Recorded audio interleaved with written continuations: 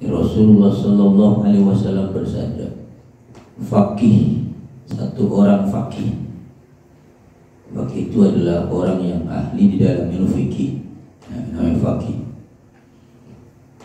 Kemudian mutawarri'un, dia juga waro. Waro itu adalah orang yang senantiasa terpelihara dirinya, bukan sekedar dari yang haram, yang makruh, yang syubhat dia tidak mau terjaga. Itu namanya waro. Yang tidak bermanfaat dia tidak pernah kita lakukan, dan itu bukan kelasnya kita. Itu asaddu ala syaitan, ya, lebih ditakuti oleh setan. Jadi satu orang fakih tapi dia waro itu jauh lebih ditakuti oleh setan min alfi abidin. Nah ini perbandingannya, yaitu dibandingkan dengan 1000 orang ahli ibadah. 1000 orang ahli ibadah, dia mujtahid, waro dan waro. Waro itu artinya sungguh-sungguh di dalam menjalankan perintah Allah Subhanahu wa ta'ala. Wa qala sallallahu alaihi wasallam, lalu kemudian Nabi Muhammad SAW bersabda, afdalul alim, keutamaan orang alim, ya, alal ibadi, dan orang yang ahli ibadah, itu kafadlil qamari lailatul badri al kawakib, seperti rembulan di bulan purnama tanggal 15. Bulan enggak pernah nih, bulan kan, ya, dibandingkan dengan bintang. Bintang cuma berikut Pak. Nah di situ Pak. Jadi ini menunjukkan kepada kita bahwa kita harus berusaha untuk menjadi orang yang fakih. Fakih itu orang yang mengerti tentang ilmu fikih. Kemarin diajarkan juga di dalam pelatihan adanya fikih makmur. Fikih itu artinya bahwa satu hal yang harus diketahui terkait dengan syariat Islam yang dilaksanakan sesuai dengan situasi dan kondisinya. Seperti itu. Kalau kita melakukan sesuatu tetapi kemudian keluar dari jalur fikih, maka itu berbahaya. Bisa jadi amal perbuatan kita itu akan sia-sia di hadapan Allah Subhanahu wa ta'ala. Maka untuk menjadi fakih itu kita harus belajar, ya. Harus belajar seperti apa. Metodenya banyak sekali sekarang. Ada metode dengan guru langsung, ada yang halaqah seminggu sekali, ada yang digital luar biasa disering. Tapi ada juga sekarang literatur yang lain lah, baca buku, kitab, bahkan kita sebagai referensi dari medsos, dari internet segala macam itu dibolehkan, tapi sifatnya sebagai referensi seperti itu. Mencari ilmu yang benar adalah kita mendatangi seorang guru. Nah itu, jadi satu orang fakihnya itu waro, jauh lebih ditakuti oleh setan. Artinya apa? Berarti orang-orang yang fakih itu setan sulit untuk mengganggu atau menggoda. Karena apa? Ya, karena dia itu lebih utama dibandingkan dengan orang yang ahli bidadah, tapi biasa saja dia tidak fakih. Ya, seperti itu. Jadi perbedaannya adalah seperti rembulan di malam bulan purnama tanggal 15 dengan bintang jauh sekali. 2. Wa qala sallallahu alaihi wasallam, dan bersabda Nabi Muhammad SAW, akrimul ulama, ya, muliakan para ulama. Ini fi'il amr, artinya adalah sebuah perintah. Ya, orang-orang alim. Alim itu single, artinya itu mufrad gitu. Kalau ulama itu berarti jama', orangnya banyak gitu. Orang alim itu harus dimuliakan oleh kita. Memuliakannya bukan berarti sujud-sujud, bukan berarti cium tangan, bola baik segala macam. Tidak dalam hal seperti itu. Muliakan dalam artian menghormati, ta'zim, itu kan bersikap manis dan segala macam. Bersikap hormat itu salah satu adalah kita memuliakan para ulama. Akrimul ulama, muliakan para ulama. Fa innahum, kata Allah, karena mereka itu orang-orang orang alim itu indallahi, di sisi Allah, kurama itu dimuliakan, itu mulia. Kurama itu mulia dengan sendirinya gitu.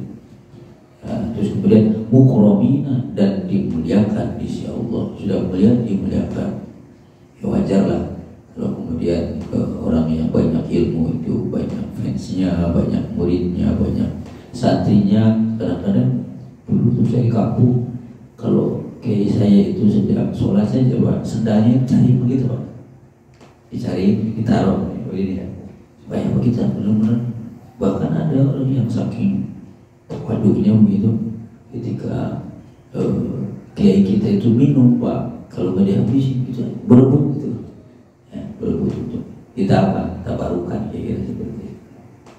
Nah, mudah-mudahan kita termasuk orang yang seperti ini. Kalau kita belum bisa menjadi orang yang mulia, maka muliakanlah para ulama. Yang ketiga, Bismillahirrahmanirrahim. Man akroma aliman faqad akramani, wa man akramani faqad akramallahu, faqad akramallah, wa man akramallaha fa ma'wahul jannah. Ini penting.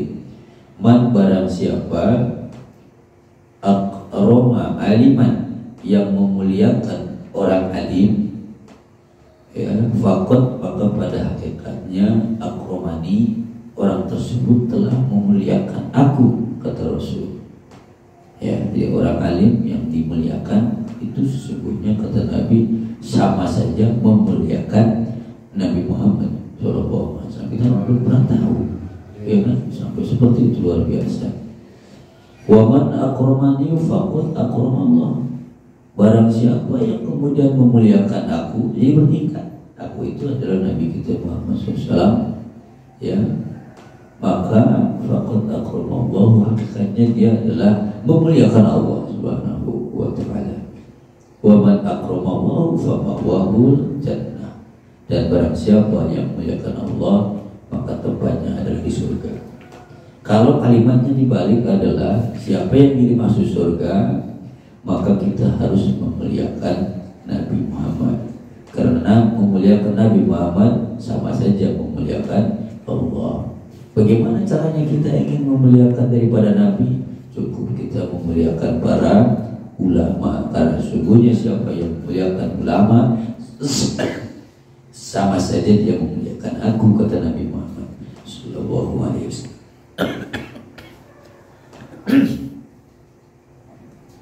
Satu lagi, qala sallallahu alaihi wasallam, man zaro aliman faka'annama zarani, wa man sofaha aliman faka'annama sofahani, wa man jalasa aliman faka'annama jalasani fid dunya, wa man jalasani fid dunya ajlasathu ma'i yaumal qiyamah. Man zaro itu ziarah, itu ziarah gitu. Siapa yang berkunjung, ya, atau datang gitu, aliman, kepada orang alim. Memang apa namanya itu, definisi daripada orang alim itu apa namanya itu, agak sangat umum begitu. Pokoknya orang yang kita anggap ilmunya banyak begitu, dan dia manfaat buat orang lain gitu. Manzar aliman, barang siapa yang berkunjung kepada orang alim, ya, faka'annama zaroni, maka seakan-akan ia berkunjung kepadaku. Itu kata Nabi. Wah, ini setiap hari orang berkunjung kepada makam Rasulullah, luar biasa. Ini kita datang saja kepada orang alim, ya, itu seakan-akan berkunjung kepadaku, katanya. Waman sofa, dan barang siapa berjabat tangan, ya, bukan sekedar bertemu, ya Pak Udin, ya. Siapa yang kemudian berjabat tangan aliman terhadap orang alim, bukan orang preman, bukan orang alim, infaka'anna masofahani, itu seakan-akan ia berjabat tangan dengan Rasulullah Sallallahu Alaihi Wasallam. Ada lagi waman jalasa aliman, barang siapa yang duduk tapi duduknya bersama dengan orang alim, bukan nongkrong-nongkrong di pos lalu kemudian sambil balak 5, balak 6 bukan gitu. Jadi dengan orang alim duduk-duduk yang jelas pasti yang dibicarakan adalah tentang ilmu dan kehidupan. Ya, faka'annama jalasani, maka ia seakan-akan duduk bersamaku fid dunya, di dunia. Wa man jalasani, dan barang siapa yang duduk bersamaku fid dunya ajlasathu ma'i yaumil qiyamah, maka Allah akan mendudukkan bersamaku di hari kiamat. Insyaallah. Bapak Ibu hadirin yang berbahagia, jadi kita berkunjung kepada orang alim seakan-akan berkunjung kepada Nabi. Siapa yang berjabat tangan dengan orang alim seakan-akan berjabat tangan dengan Nabi, dan siapa yang duduk bersama orang alim maka seakan-akan dia duduk bersama Nabi Muhammad SAW di dunia. Dan barang siapa yang duduk bersamaku di dunia, maka ujung-ujungnya adalah ajal satu mahi yaumil qiyamah, yaitu Allah akan mendudukannya bersama di surga di hari kiamat. Itulah pentingnya ilmu. Maka dari itu dimanapun dalam keadaan apapun segala macam, menuntut ilmu itu menjadi sebuah keharusan bagi kita, karena thalabul ilmi faridatun ala kulli muslim. Menuntut ilmu fardu ain. Fardu ain adalah sebuah kewajiban yang diberikan kepada setiap individu, baik laki, perempuan, besar, kecil, ya sempat, tidak sempat, dan segala macam. Itu diwajibkan.